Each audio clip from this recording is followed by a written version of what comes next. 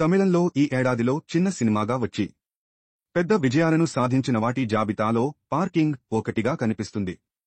సుధాన్ సుందరం నిర్మించిన ఈ సినిమాకి రామ్ కుమార్ బాలకృష్ణన్ దర్శకత్వం వహించాడు. ఈ నెల 1వ తేదీన ఈ సినిమా అక్కడి థియేటర్లకు వచ్చింది. మౌత్ టాక్ తోనే జనంలోకి వెళ్లిన ఈ సినిమా ఈ రోజు నుంచే డిస్నీ ప్లస్ హాట్ స్టార్లో స్ట్రీమింగ్ అవుతోంది. ఈ సినిమా విశేషాలేమిటనేది ఇప్పుడు చూద్దాం. ఈశ్వర్, హరీష్ కళ్యాణ్ ఓ సాఫ్ట్వేర్ ఇంజనీర్. ఆధిక, ఇందుజ ను ప్రేమించి పెళ్లి చేసుకుంటాడు. అయితే ఆమె పేరెంట్స్కి ఆ పెళ్లి ఇష్టం లేకపోవడం వలన వాళ్లతో మాటలు లేకుండా పోతాయి. ఆధిక గర్భవతి అవుతుంది. దాంతో ఈశ్వర్ ఆమెను మరింత మంచిగా చూసుకోవాలనే ఉద్దేశంతో ఒక ఇంట్లోని పై పోర్షన్లో రెంట్కి దిగుతాడు. ఓనర్ వేరే ప్రదేశంలో ఉంటాడు. క్రింది పోర్షన్లో ఏకరాజు, భాస్కర్ కుటుంబ సభ్యులు 10 ఏళ్లుగా నివసిస్తూ ఉంటారు. ఏకరాజు ఓ గవర్నమెంట్ ఆఫీసులో ఎగ్జిక్యూటివ్ ఆఫీసర్గా పనిచేస్తూ ఉంటాడు. అతని భార్య కుమారి, కూతురు అపర్ణ. ఆ కుటుంబ సభ్యులు ఈశ్వర్ దంపతులను ఎంతో ఆప్యాయంగా చూసుకుంటూ ఉంటారు.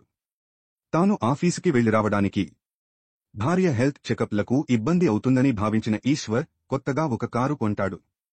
ఈశ్వర్ తన కారును లోపల పార్క్ చేస్తూ ఉండటం వలన తన బైక్ను బయటికి తీయడం, లోపల పెట్టడం ఏకరాజుకి ఇబ్బంది అవుతూ ఉంటుంది. ఒక రోజున ఏకరాజు తన బైక్ లోపల పెడుతూ ఉండగా ఈశ్వర్ కారుపై గీత పడుతుంది. అక్కడ కలర్ పోవడంతో అతను తీవ్రమైన అసహనాన్ని వ్యక్తం చేస్తాడు. అక్కడి నుంచి పార్కింగ్ విషయంలో ఇద్దరికీ చిన్నపాటి వార్ జరుగుతూనే ఉంటుంది. ఈశ్వర్ను పార్కింగ్ ప్లేస్లో కారు పెట్టనీయకుండా చేయడం కోసం ఏకరాజు కూడా కొత్త కారు కొంటాడు. మహా పిసినారిగా ఉన్న ఆయన కొత్త కారు కొనడం ఆ వీధిలోని వాళ్లందరికీ ఆశ్చర్యాన్ని కలిగిస్తుంది. కారు పార్క్ చేయడం కోసం ఒకరికంటే ఒకరు ముందుగా ఇంటికి రావడం మొదలెడతారు.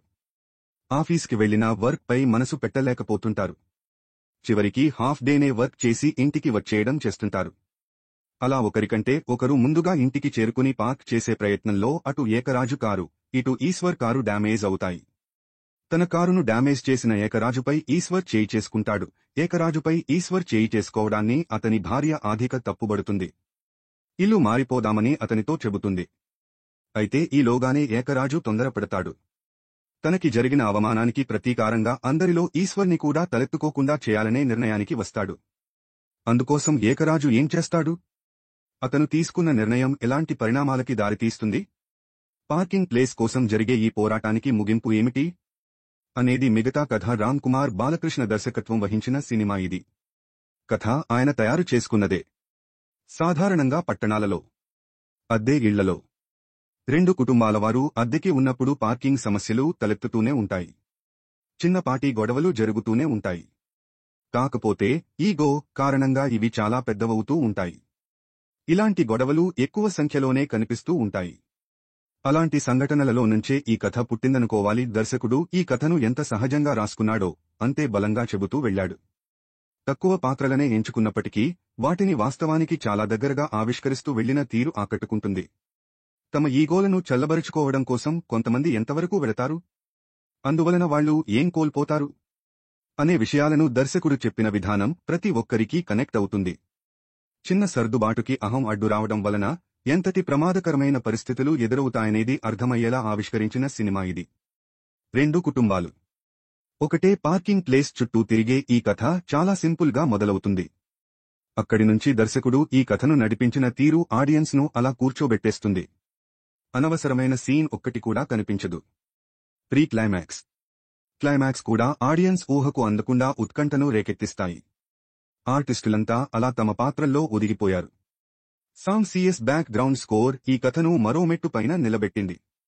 కథకి తగినట్టుగానే ఫోటోగ్రఫీ సాగింది. సాధారణంగా ఒక సినిమాకి కథను రెడీ చేయాలంటే అది ఆకాశంలో నుంచి ఊడిపడే ఐటం అన్నట్టుగా పైకి చూస్తూ చుక్కలను లెక్కపెడుతూ ఉంటారు.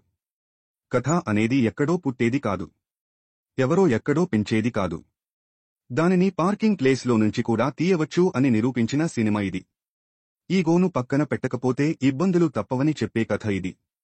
ఈ ఏడాది తమిళంలో వచ్చిన మంచి సినిమాల జాబితాలో ఈ సినిమాకి కూడా స్థానం దక్కుతుందని చెప్పడంలో ఎలాంటి సందేహం లేదు.